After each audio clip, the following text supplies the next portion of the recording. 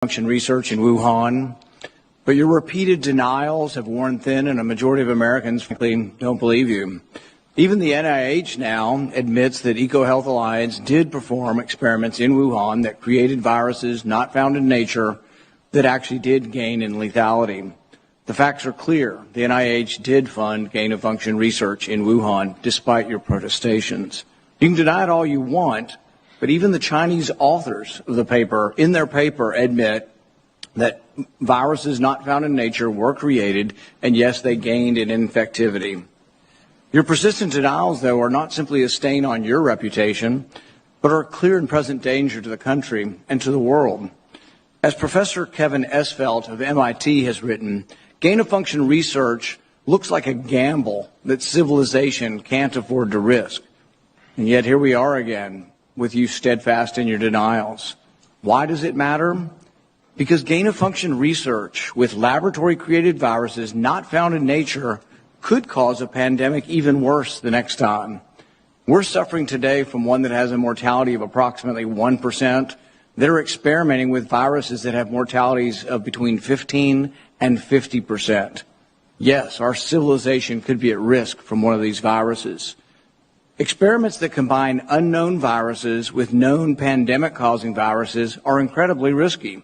Experiments that combine unknown viruses with coronaviruses that have as much as 50% mortality could endanger civilization as we know it. And here you sit, unwilling to accept any responsibility for the current pandemic and unwilling to take any steps to prevent gain-of-function research from possibly unleashing an even more deadly virus. You mislead the public by saying that the published viruses could not be COVID. Well, exactly no one is alleging that. No one is alleging that the published viruses by the Chinese are COVID. What we are saying is that this was risky type of research, gain-of-function research. It was risky to share this with the Chinese, and that COVID may have been created from a not yet revealed virus. We don't anticipate the Chinese are going to reveal the virus if it came from their lab. You know that, but you continue to mislead. You continue to support NIH money going to Wuhan. You continue to say you trust the Chinese scientist. You appear to have learned nothing from this pandemic. Will you today finally take some responsibility for funding gain-of-function research in Wuhan? Senator, with all due respect, I disagree with so many of the things that you've said. First of all, gain-of-function is a very nebulous term. We have spent, not us, but outside bodies, a considerable amount of effort to give a more precise definition to the type of research that is of concern that might lead to a dangerous situation. You are aware of that.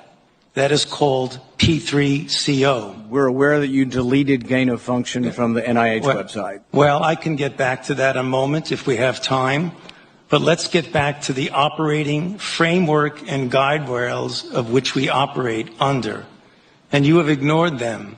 The guidelines are very, very clear that you have to be dealing with a pathogen that clearly is shown and very likely to be highly transmissible in an uncontrollable way in humans and to have a high degree of morbidity and mortality, and that you do experiments to enhance that. Hence the word EPPP, enhanced pathogens of potential. So when EcoHealth Alliance took the virus, SHC014, and combined it with WIV1 and caused a recombinant virus that doesn't exist in nature, and it made mice sicker, mice that had humanized cells, you're saying that that's not gain-of-function research? According to the framework and guidelines. So what you're doing is defining away gain-of-function. No. You're simply saying it doesn't exist because you changed the definition on the NIH website. This is terrible, and you're completely trying to escape the idea that we should do something about trying to prevent a pandemic from leaking from a lab. There's the preponderance of evidence now points towards this coming from the lab, and what you've done is change the definition on your website to try to cover your ass, basically. That's what you've done. You've changed the website to try to have a new definition that doesn't include the risky research that's going on. Until you admit that it's risky, we're not going to get anywhere. You have to admit that this research was risky. The NIH has now rebuked them. Your own agency has rebuked them. But the thing is you're still unwilling to admit that they gained in function when they say they became sicker. They gained in lethality. It's a new virus. That's not gain of function? According to the definition that is currently operable, Senator, let's make it clear for the people who are listening.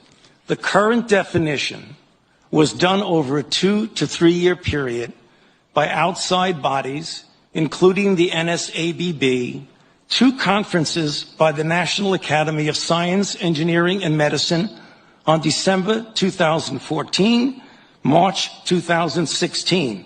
We commissioned external risk-benefit assessment, and then on January of 2017, the Office of Science and Technology Policy of the White House issued the current policy. And coincidentally, I have not changed the definition any appeared definition. On the same day the NIH said that, yes, there was a gain of function in Wuhan, the same day the definition appeared, the new definition, to try to define away what's going on in Wuhan. Until you accept it, until you accept responsibility, we're not going to get anywhere close to trying to prevent another lab leak of this dangerous sort of experiment. You won't admit that it's dangerous, and for that lack of judgment, I think it's time that you resign. Thank you, Senator Paul. And I would like to give the time to Dr. Fauci. Yeah, well, there were so many things that are egregious misrepresentation here, Madam Chair, that I don't think I'd be able to refute all of them, but just a couple of them for the listeners to hear for. You have said that I am unwilling to take any responsibility for the current pandemic. I have no responsibility for the current pandemic.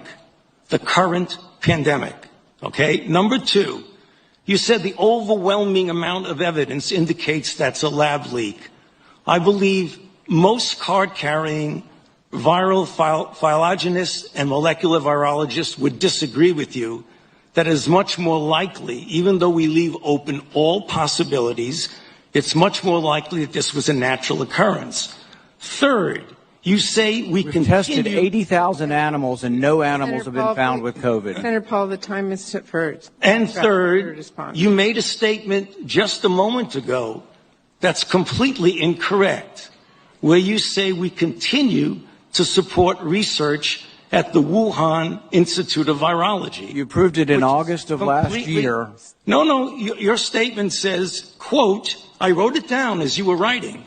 You continue to support research at the Wuhan Institute of Virology. You were in committee a month ago and said you still trust the Chinese scientists and you still support the research over there. You said it a month ago in committee. Senator Paul, I have allowed Dr. Fauci to respond. You've had your time. I'm going to give him. He's going to be dishonest. He ought to be challenged. Senator Paul, we will allow Dr. Fauci to respond after you've given accusations like that.